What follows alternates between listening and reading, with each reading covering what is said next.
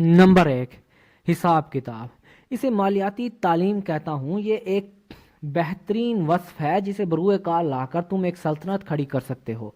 جتنا پیسہ تمہارے پاس ہوگا اس کے حساب کتاب میں تمہیں اتنی ہی باریک بینی کی ضرورت ہے، نہیں تو سب کیے دیے پر پانی پھر جائے گا۔ دماغ کا بایاں نصف اس تفصیل کے لیے ذمہ دار ہے۔ مالیاتی تعلیم کی بدولت آپ مالی سٹیٹمنٹوں کو پڑھ اور سمجھ سکتے ہیں۔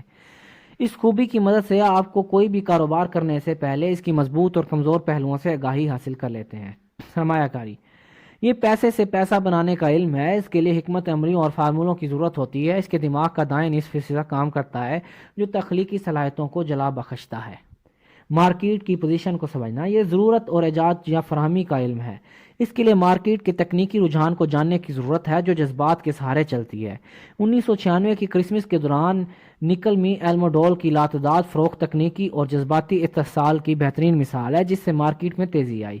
دوسرا اہم نقطہ یہ ہے کہ کسی بھی سرمایہ کاری کے لیے بنیادی اقتصادی حص مارکیٹ کی موجودہ حالت کو مد نظر رکھتے ہوئے یا کیا یہ سرمایہ کاری مستحسن ہے یا نہیں۔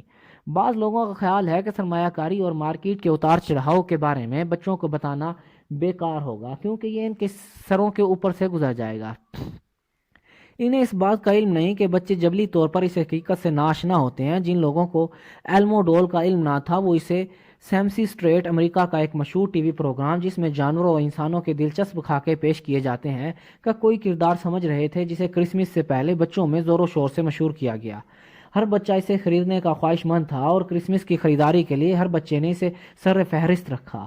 بہت سے والدین نے خیال کیا کہ کمپنی نے شاید قصداً اسے مارکیٹ سے دور رکھا جبکہ اس کی مشہوری کی مہم زور و شور سے جاری تھی۔ نتیجہ یہ ہوا کہ ضرورت کے مقابلے میں ایلموڈول کی مارکیٹ میں فراہمی نہ ہونے کے سبب ہر طرف افراتفری مچ گئی۔ چونکہ دکانوں میں گڑیا استعمال نہ تھی چنانچہ شاطر تاجروں کو بے چین والدین سے پیسے اینٹھنے کا سنہری موقع ہاتھ لگ گیا۔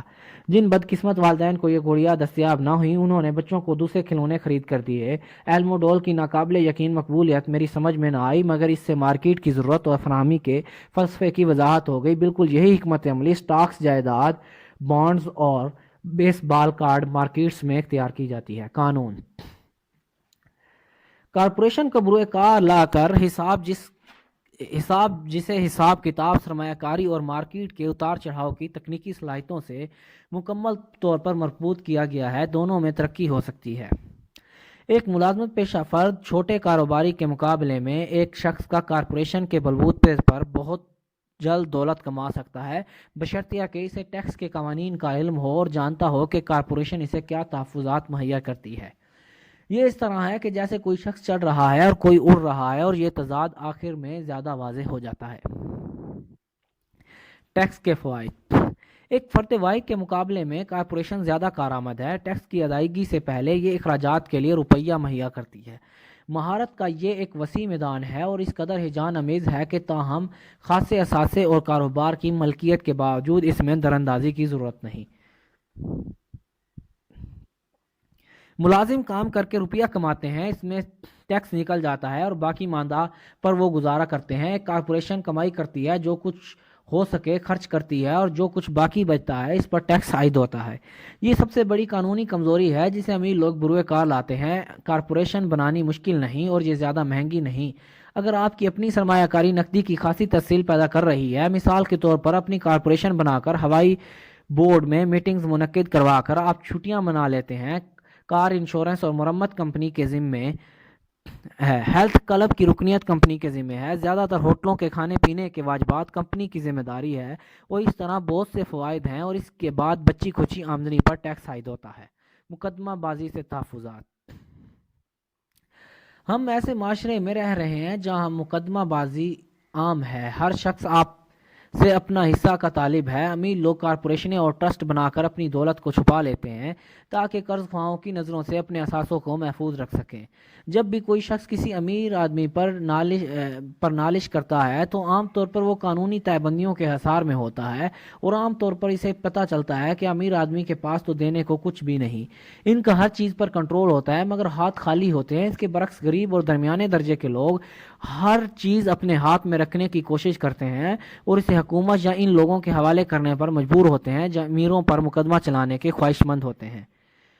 انہوں نے رابن ہوڈ کی کہانی سے یہ سبق سیکھا کہ امیروں سے لو غریبوں کو دو۔ اس کتاب کو یہ مقصد ہرگز نہیں کہ آپ لوگوں کو کارپوریشن بنانے کے طریقہ کار کی آگاہی دیں، مگر اتنا ضرور کہوں گا کہ اگر آپ لوگوں کے بارے میں کوئی جائز اثاثے ہیں تو میں جلد ہی کارپوریشن کے مہیا کردہ فوائد اور تحفظ کے بارے میں مزید سوچ بچار کے بارے میں سوچوں گا۔ بہت سی ایسی کتابیں بازار میں دستیاب ہیں جن میں اس موضوع پر کافی کچھ لکھا ہوا ہے، وہ آپ کو کارپوریشن کے اجراء اور اس کے فوائد سے آگاہ کرتی ہیں۔ خاص طور پر ایک کتاب قابل ذکر ہے کرو ریچ، ذاتی کارپوریشنوں کی اہمیت پر بہت روشنی ڈالتی ہے۔ مالیاتی آئی کیو در حقیقت بہت سی مہارتوں اور جبلی صفات کا مجموعہ ہے، مگر میں یہی کہوں گا کہ وہ 4 نقطے جو میں نے پہلے گنوائے اس کا انہی پر دار و مدار ہے اور اسی سے بنیادی ذہانت کی نشو و نما ہوتی ہے۔ اگر آپ واقعی امیر ہونا چاہتے ہیں تو آپ ان 4 خاصیتوں کو حتی المقدور بڑھانا چاہیے تاکہ آپ کی اقتصادی ذہانت میں اضافہ ہو۔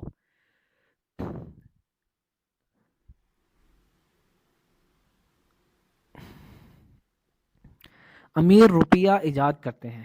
پچھلی رات میں نے لکھائی چھوڑ کر ٹی وی پر ایک نوجوان الیگزینڈر گراہم بیل کے بارے میں پروگرام دیکھا۔ گراہم نے حال ہی میں اپنے فون کا پیٹنٹ حاصل کیا اور اب اس بات پر پریشان تھا کہ بہت زیادہ لوگ اس ایجاد کو خریدنے کے خواہش مند ہیں۔ اسے ایک کمپنی کی طلب تھی اور اس کے لیے وہ اس زمانے کی عظیم ترین کمپنی ویسٹرن یونین میں گیا اور ان سے کہا کہ آیا وہ اس کی چھوٹی سی کمپنی اور اس کے پیٹنٹ کو خرید لیں گے۔ اس نے ان سے $100,000 کا تقاضا کیا۔ ویسٹرن یونین کے صدر نے اتنی بڑی قیمت مانگنے پر گراہم بیل کو لتاڑا اور سودا کرنے سے انکار کر دیا۔ صدر نے کہا کہ قیمت مضحکہ خیز حد تک زیادہ تھی۔ بعد میں جو کچھ ہوا وہ تاریخ کا حصہ ہے۔ $1 کروڑ کی صنعت وجود میں آئی اور AT&T کمپنی کی بنیاد رکھی گئی۔ گراہم بیل کے پروگرام کے فوری بعد شام کو خبریں نشر ہونے لگیں کہ خبروں میں ایک کمپنی کے بارے میں اطلاع دی گئی کہ وہ اپنے عملہ کی تعداد کو کم کرنے کے لیے چھانٹی کرنے والی تھی۔ مزدور غصہ میں تھے، انہوں نے کمپنی کی انتظامیہ پر غلط کاری کا الزام عائد کیا۔ ایک مینیجر جو برخاست کیا جا چکا تھا، اس کی عمر 45 سال کے لگ بھگ تھی، وہ اپنی بیوی اور 2 بچوں کے ہمراہ فیکٹری کے دروازے پر کھڑا گارڈ سے بار بار استدعا کر رہا تھا کہ وہ اسے اندر داخل ہونے دیں تاکہ وہ انتظامیہ سے مل کر اپنی برخاستگی کے احکام کو فسخ کروا سکے۔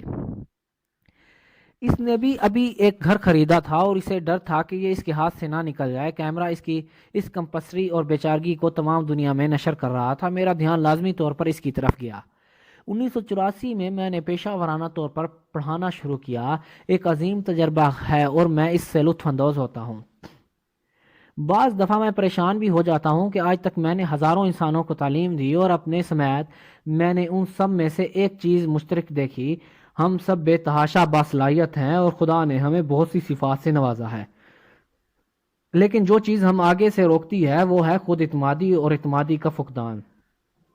تکنیکی صلاحیتوں کی کمی ہمیں پیچھے نہیں دھکیلتی، بلکہ خود پر بھروسہ نہ ہونے کی وجہ سے ہم دوسرے لوگوں کے مقابلے میں بچھڑ جاتے ہیں، کوئی تھوڑا پیچھے رہ جاتا ہے، کچھ زیادہ۔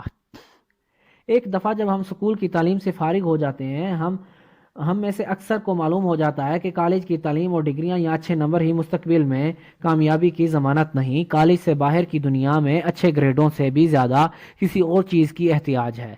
اس کے بہت سے نام ہیں: ہمت، جرت، بہادری، دلیری، چلاکی، محنت، ڈھیٹی اور شاندار اور متاثر کن طرز کلام۔ یہ عنصر خواہ کوئی بھی ہو، آخر کار کسی بھی شخص کو دنیا میں کامیابیوں سے ہمکنار کرتا ہے اور یہ اچھے گریڈ کی نسبت زیادہ اہم ہے۔ میرا ذاتی تجربہ یہ ہے کہ مالی استعداد کے لیے ضروری ہے کہ ہم جرت مند ہیں اور تکنیکی جانکاری بھی ہے۔ اگر خوف کا غلبہ ہو جائے تو صلاحیتیں دب جاتی ہیں۔ میں اپنی جماعتوں میں طالب علموں پر ہمیشہ یہی زور دیتا ہوں کہ وہ خطرات مول لیں، بہادر بنیں اور ڈر کو صلاحیت کی مدد سے طاقت اور ذہانت میں بدل دیں۔ بعض اس سے فائدہ اٹھاتے ہیں اور چند ایک اس سے دہشت زدہ ہو جاتے ہیں۔ مجھے آہستہ آہستہ یہ اندازہ ہو گیا کہ جب معاملہ پیسے کا ہو تو زیادہ تر لوگ خطرات مول لینے سے کتراتے ہیں۔ میں اپنے اقتصادی آئی کیو کو کیوں کر بہتر بناؤں؟ میں اقتصادی تعلیم کیوں حاصل کروں؟ اور میرا جواب ہے کہ تاکہ مزید راستے کھولیں اور متبادل سامنے آئیں۔ آگے زمانہ تیزی سے بدل رہا ہے اور میں نے بات نوجوان موجد گراہم بیل سے شروع کی۔ آنے والے دنوں میں اس جیسے اور بہت سے لوگ جنم لیں گے، سینکڑوں کی تعداد میں اس طرح کے لوگ پیدا ہوں گے۔ بل گیٹس اور اس کی ریکارڈ توڑ مائکروسافٹ کمپنیوں کی طرز کی اور بہت سی کمپنیاں ظہور پذیر ہوں گی اور ساتھ ساتھ بہت سے دیوالیہ پن، چھانٹیاں اور نوکریوں سے جواب بھی ہوں گے۔ تو پھر ہم اپنے اقتصادی انٹیلیجنس کو شٹینٹ کیوں بہتر بنائیں؟ اس کا جواب آپ خود لے سکتے ہیں، تاہم آپ کو بتا سکتا ہوں کہ میں نے ایسا کیوں کیا۔ میں اس میں اضافہ کرتا ہوں کہ آج کے دور میں زندگی بے تحاشا دلچسپ ہے اور ہر روز نت نئی تبدیلیاں ہو رہی ہیں۔ میں ان تبدیلیوں سے خوفزدہ ہونے کے بجائے انہیں خوش آمدید کہنا چاہتا ہوں۔ میں ترقی نہ ہونے کے باعث پریشان یا غم زدہ ہونے کے بجائے کروڑوں بنانے کی کوشش کروں گا۔ تاریخ عالم میں آج کا دور اس لحاظ سے سنہری ترین دور ہے۔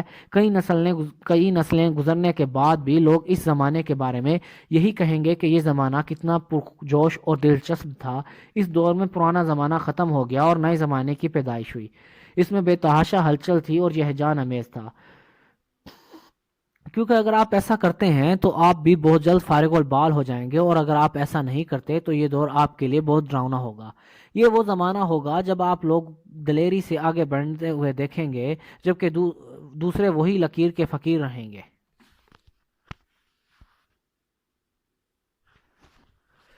300 سال پہلے زمین دولت تھی، چنانچہ جس کے پاس زمین ہوتی وہی دولت مند ہوتا۔ اس کے بعد فیکٹریوں اور صنعت و حرفت کا زمانہ آیا اور امریکہ نے دنیا میں اپنا مقام پیدا کیا۔ اب دولت صنعت کاروں کے ہاتھوں میں تھی۔ مسئلہ یہ ہے کہ خبریں بجلی کسی تیزی سے ساری دنیا میں پھیل جاتی ہیں۔ آج کی دولت کو چار دیواری اور سرحدوں کے پس سے پشت چھپایا نہیں جا سکتا، جیسا کہ پہلے زمین جائیداد اور فیکٹریوں کو سرحدوں کے اندر بحفاظت رکھا جا سکتا تھا۔ اب تبدیلیاں انر فنر اور ڈرامائی ہوں گی۔ اب نئے کروڑ پتیوں کی تعداد میں مہر المعقول اضافہ ہوگا، اور وہ بھی ہوں گے جو اس دوڑ میں پیچھے رہ جائیں گے۔ آج میں ایک ایسے بہت سے فرد دیکھتا ہوں جو کشمش حیات میں ڈوبے ہیں اور سخت محنت کر رہے ہیں، کیونکہ ابھی تک وہ قدیمی خیالات سے چمٹے ہوئے ہیں اور تبدیلی کے بالمقابل ہیں۔ میں ایسے لوگوں کے بارے میں جانتا ہوں جن کی ملازمتیں ختم ہو رہی ہیں اور ان کے گھر ان سے چھن رہے ہیں، اور اس کے لیے وہ اپنے مالک کی تکنیک اور اس کی بخیلی کو مورد الزام ٹھہراتے ہیں۔ ہو سکتا ہے غلطی ان کی اپنی ہو۔ ان کے پرانے اور دقیانوسی خیالات ان کا مالی بوجھ ہیں، کیونکہ وہ یہ بات سوچنے سے قاصر ہیں کہ کس کام کو کرنے کا طریقہ جو کل اثاثہ تھا آج مالی بوجھ ہے اور وہ کل چلا گیا۔ ایک دن میں سرمایہ کاری کے بارے میں لیکچر دے رہا تھا، اور اس کے لیے میں نے اس بورڈ گیم کو استعمال کیا جسے میں نے ایجاد کیا تھا، جس میں کیش فلو کی وضاحت کی گئی تھی۔ ایک دوست اپنی کسی واقف کار کو اس سیشن میں لایا تھا۔ اس واقف کار کو ابھی طلاق ہوئی تھی، اور طلاق کے قضیے کے دوران اس نے خاصا مالی نقصان اٹھایا تھا۔ ان دنوں وہ چند سوالوں کے جواب ڈھونڈ رہی تھی۔ اس کے دوست نے سوچا کہ میری کلاس میں شامل ہو کر اس کی شاید کچھ تشفیع ہو جائے۔ اس کھیل کو اسی لیے ایجاد کیا گیا تھا کہ لوگوں کو بتلایا جا سکے کہ روپیہ کیسے کام کرتا ہے۔ کھیل کے دوران وہ آمدنی کی اسٹیٹمنٹ اور بیلنس شیٹ کے بیچ کے راستے کو سمجھ جاتے ہیں۔ وہ جان جاتے ہیں کہ زر نقدوں اور دونوں کے درمیان کیسے حرکت کرتا ہے، اور یہ کہ دولت کے حصول کے لیے انہیں اپنے اثاثوں کے خانوں سے ماہانہ زر نقد کی ترسیل کو کس طرح زیادہ سے زیادہ کرنا ہے، یہاں تک کہ وہ ان کے ماہانہ اخراجات سے تجاوز کر جاتا ہے۔ جب ایک دفعہ ایسا ہو جاتا ہے تو پھر تم ریٹ ریس سے باہر نکل آتے ہو اور فاسٹ ٹریک میں داخل ہو جاتے ہو۔ جیسے کہ میں نے کہا، کچھ لوگ اس کھیل سے نفرت کرتے ہیں، کچھ کو یہ اچھا لگتا ہے اور کچھ کو سمجھ نہیں آتا۔ اس عورت نے سیکھنے کا ایک سنہری موقع کھو دیا ہے۔ شروع کے راؤنڈ میں اس نے ایک کارڈ نکالا جس پر کشتی کی تصویر بنی ہوئی تھی۔ پہلے وہ خوش تھی، آہا مجھے کشتی مل گئی، لیکن جب اس کے دوست نے اسے سمجھانے کی کوشش کی کہ نمبر کیسے اس کی آمدنی کی دستاویز اور بیلنس شیٹ پر اثر انداز ہوتے ہیں، تو اس نے یہ کہہ کر اس کھیل سے بیزاری کا اظہار کیا کہ اسے آمدنی کی رپورٹ، بیلنس شیٹ اور ماہانہ زر نقد کی تسہیل کے لیے آپس کے تعلق کے بارے میں سمجھانے کی کوشش کی۔ اچانک جب اسے پتہ چلا کہ نمبر کیسے کام کرتے تھے تو اسے اندازہ ہوا کہ اس کی کشتی تو اسے گھن کی طرح چاٹ رہی تھی۔ کھیل کے دوران بعد میں اس کی چھانٹی بھی ہوئی اور اس کے ہاں بچے کی ولادت ہوئی۔ اس کے لیے یہ کھیل نہایت ہولناک تھا۔ کلاس کے خاتمے پر اس کا دوست میرے پاس آیا اور اس نے مجھے بتلایا کہ خاتون سخت پریشان تھی۔ کلاس میں شامل ہو کر وہ سرمایہ کاری کے بارے میں جاننا چاہتی تھی، اور اسے یہ طریقہ بالکل پسند نہ آیا کہ اسے احمق کھیل پر اتنا وقت ضائع کیا گیا۔ اس کے دوست نے اسے بتلانے چاہا کہ وہ اس کھیل میں شمولیت کے بعد اپنے اندر جھانکے اور دیکھے کہ آیا یہ کھیل کس لحاظ سے اس کی اپنی عکاسی تو نہیں کر رہا۔ اس مشورے کے بعد اس خاتون نے اپنی رقم کو واپسی کا تقاضا کیا اور کہا کہ یہ سوچنا بھی مذاق تھا کہ یہ کھیل اس کی عکاسی کر رہا تھا، اور اس کی رقم فوری طور پر لوٹائی گئی اور وہ وہاں سے چلی گئی۔ 1984 میں میں نے لاکھوں روپیہ صرف یہ کر کے کمایا کہ بارے میں مجھے اسکول میں نہ پڑھایا گیا تھا۔ اسکول میں زیادہ تر استاد یہی کہتے ہیں کہ دل لگا کر پڑھو اور اچھے نمبر لو تاکہ تمہارا مستقبل روشن ہو۔ میں لیکچروں سے چڑھتا تھا، جلد ہی میرے صبر کا پیمانہ لبریز ہو گیا، میرے خیالات بار بار بھٹک جاتے۔ 1984 سے میں نے کھیل اور تصویروں کے ذریعے پڑھانا شروع کیا۔ میں ہمیشہ نوجوانوں کو حوصلہ دیتا کہ وہ اس کھیل کو دیکھیں اور اپنے سابقہ تجربات اور علم کی روشنی میں اسے کھیل کا تجزیہ کریں اور اپنی کمزوریوں کو تعین کریں۔ یہ ایک اہم بات ہے کہ یہ کھیل ہر ایک کردار کی ترجمانی کرتا ہے، اسے فوری جانکاری ملتی ہے بجائے اس کے کہ استاد آپ کو لیکچر دے۔ اس کھیل کے ساتھ ساتھ آپ کو کوچنگ ملتی رہتی ہے جو خالصتاً آپ کی طبیعت اور رجحان کے عین مطابق ہے۔ اس خاتون کی دوست نے مجھے فون کر کے دوبارہ وقت طے کرنا چاہا۔ اس نے بتلایا کہ وہ اب نسبتاً بہتر اور پرسکون تھی، اور اس دوران جوں اس کا غصہ ٹھنڈا ہوا، اسے میری باتوں میں تھوڑی بہت اصلیت دکھائی دی۔ اگرچہ اس خاتون اور اس کے شوہر پر کشتی وغیرہ نہ تھی، مگر باقی سب کچھ ان کے پاس تھا۔ طلاق کے بعد وہ چیچڑی ہو گئی تھی، کیونکہ ایک وجہ تو یہ تھی کہ وہ ایک نسبتاً نوجوان عورت کے ساتھ فرار ہو گیا تھا، اور دوسری یہ کہ 20 سالہ ازدواجی زندگی کے دوران انہوں نے اثاثے بنانے کی طرف توجہ نہ دی تھی۔ نتیجہ یہ ہوا کہ طلاق کے بعد دونوں کے ہاتھ میں زر نقد کی صورت میں کچھ نہ آتا۔ 20 سالوں کے دوران انہوں نے بھرپور زندگی گزاری، مگر اس دوران جو انہوں نے جمع کیا وہ کاٹ کباڑ کے علاوہ کچھ بھی نہ تھا۔ اسے احساس ہو گیا کہ نمبروں سے معاملے کے دوران اور آمدن رپورٹ اور بیلنس شیٹ کے توازن کو برقرار رکھنے کی کوشش میں اسے اس لیے غصہ آیا کیونکہ وہ انہیں نہ سمجھنے کی وجہ سے خجل تھی۔ اس کا خیال تھا کہ مالی معاملات مردوں کی ذمہ داری تھی، جبکہ اسے گھر گھرستی کو چلانا اور مہمان کی دیکھ بھال کرنا تھی۔ اسے یقین تھا کہ شادی کے آخری 5 سالوں کے دوران اس کے خاوند نے روپیہ پیسہ اس سے چھپا کر رکھا تھا۔ اسے اس بات پر اپنے پر رنج تھا کہ وہ نہیں جانتی تھی کہ پیسہ کہاں جا رہا تھا، اور نہ ہی وقت پر اسے دوسری عورت کے بارے میں پتہ چلا۔ بورڈ گیم کی طرف دنیا بھی ہر وقت ہماری تربیت میں لگی رہتی ہے، اور اگر ہم کوشش کریں تو بہت کچھ سیکھ سکتے ہیں۔ کچھ عرصہ پہلے ایک دن میں نے اپنی بیوی سے کہا کہ دھوبی نے میرے پتلون کو سیکٹر دیا تھا۔ میری بیوی نے ہلکی سی مسکراہٹ کے بعد میرے پیٹ پہ انگلی چبوئی اور کہنے لگی، کپڑے نہیں سکھ رہے، تم پھیل گئے ہو۔ اس بورڈ گیم کشتی فلو کو اس لیے ایجاد کیا گیا ہر کھلاڑی اپنے طور پر اس سے استفادہ حاصل کرے۔ اس کا مقصد ہی یہ ہے کہ آپ کے دماغ میں نئے نئے خیالات پیدا ہوں۔ اگر تمہارا کشتی والا کارڈ نکل آتا ہے اور تمہیں قرض لینا پڑتا ہے تو سوال پیدا ہوتا ہے کہ اب کیا کیا جائے؟ کون سے دوسرے اقتصادی متبادل ہیں جنہیں اختیار کیا جائے؟ اسی کھیل کا نصب العین ہے کہ کھلاڑیوں کو نئے اور مختلف مالی متبادل سوچنے اور اپنانے کی تربیت دی جائے۔ میں نے 1000 لوگوں کو یہ کھیل کھیلتے دیکھا ہے۔ جو لوگ سب سے پہلے ریٹ ریس سے نکل کر فاسٹ ٹریک میں داخل ہو جاتے ہیں، اور عام طور پر انہیں حساب کتاب کی بارے میں علم ہوتا ہے اور تخلیقی اقتصادی ذہن رکھتے ہیں۔ انہیں دوسرے مالیاتی ترکیبوں کے پہچان ہوتی ہے جنہیں زیادہ دیر لگتی ہے کہ ان کا حساب عام طور پر کمزور ہوتا ہے اور سرمایہ کاری کی قوت سے بے پہرا ہوتے ہیں۔ عام طور پر دولت مند لوگ تخلیقی سوچ کے مالک ہوتے ہیں اور خطرہ مول لیتے ہیں۔ کچھ لوگ یہ کھیل کیش فلو عرصے سے کھیل رہے ہیں اور انہوں نے کافی رقم جیتی ہے، مگر وہ نہیں جانتے کہ اس رقم کو کیسے استعمال کریں۔ ان میں سے اکثر عام زندگی کے دوران بھی مالی لحاظ سے اتنے کامیاب نہیں ہوتے، اگرچہ ان کے پاس پیسہ ہوتا ہے پھر بھی دوسرے ان سے آگے نکل جاتے ہیں۔ اصل زندگی میں یہی کچھ ہوتا ہے، بہت سے لوگوں کے پاس بے شمار دولت ہوتی ہے، مگر حقیقی زندگی میں وہ مالی لحاظ سے آگے بڑھنے میں ناکام رہتے ہیں۔ متبادل سوچ کو محدود کرنے کا مطلب ہوتا ہے کہ ہم دقیانوسی خیالات کو گلے سے لگائے رکھنے پر بزید ہیں۔ سکول کے زمانے کا میرا ایک دوست ہے جو آج کل 3 نوکریاں کر رہا ہے۔ آج سے 20 سال پہلے وہ ہم میں سے زیادہ امیر تھا۔ جب مقامی گنے کا کارخانہ بند ہوا کیونکہ گنے کی کاشتکاری رک گئی تھی تو اس کی نوکری چلی گئی۔ اس کے ذہن میں صرف ایک ہی سوچ تھی اور وہ تھی کہ سخت محنت کرو۔ مصیبت یہ ہوئی کہ نئی جگہ جہاں اس نے ملازمت شروع کی وہ سابقہ کام کے بنا پر اسے سینیارٹی دینے پر تیار نہ تھے۔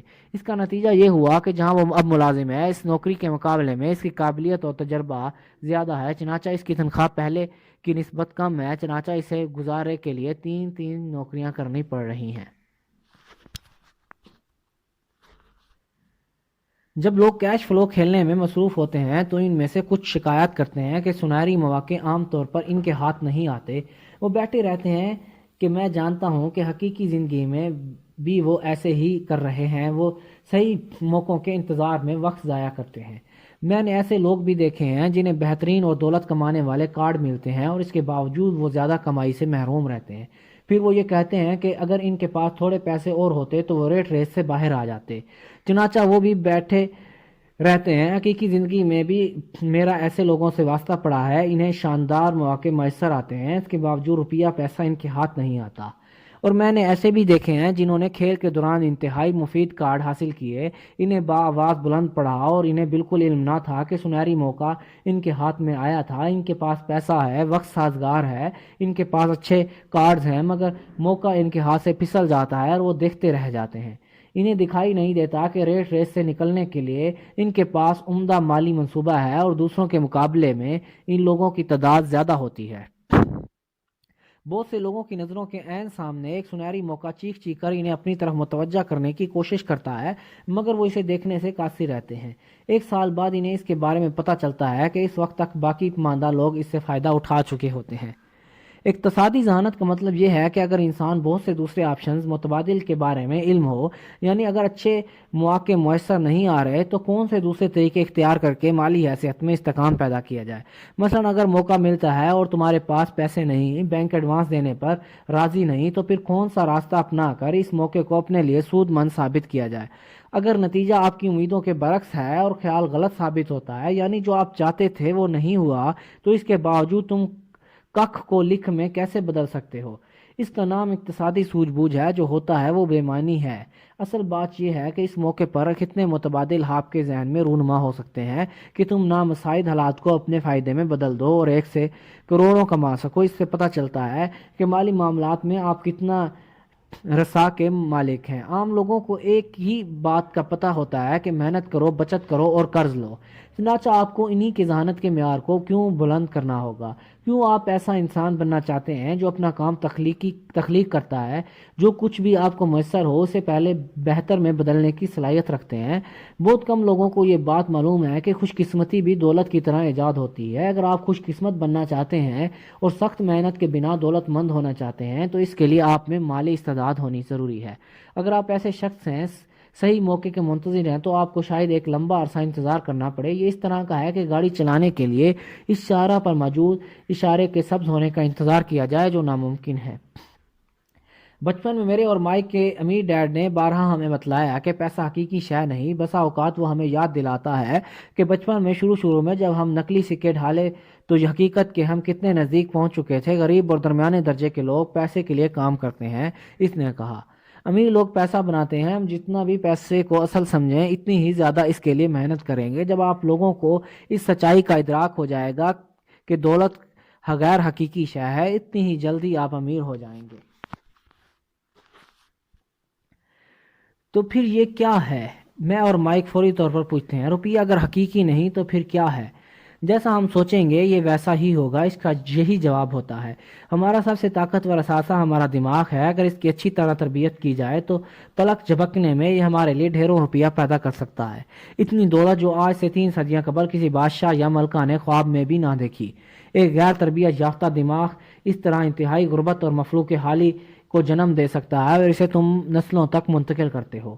آج کے اطلاعاتی دور میں پیسے کے بڑھنے کی رفتار حیرت انگیز ہے۔ چند لوگ خیالات اور جھوٹے سچے معاہدوں کے سبب بے طرح امیر ہو رہے ہیں۔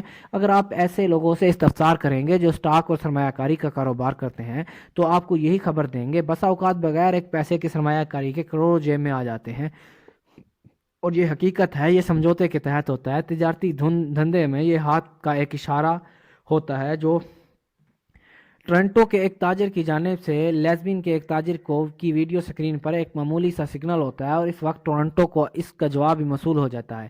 ایک مختصر سے فون کے ذریعے اپنے بروکر کو خریدنے کے احکام مل جاتے ہیں، اور تھوڑی دیر بعد اسے فروخت کرنے کے پیسے اپنی جگہ رہے۔ نہ کسی نہ دیا نہ لیا، صرف سمجھوتوں کی بدولت کروڑوں روپے کا لین دین ہو گیا۔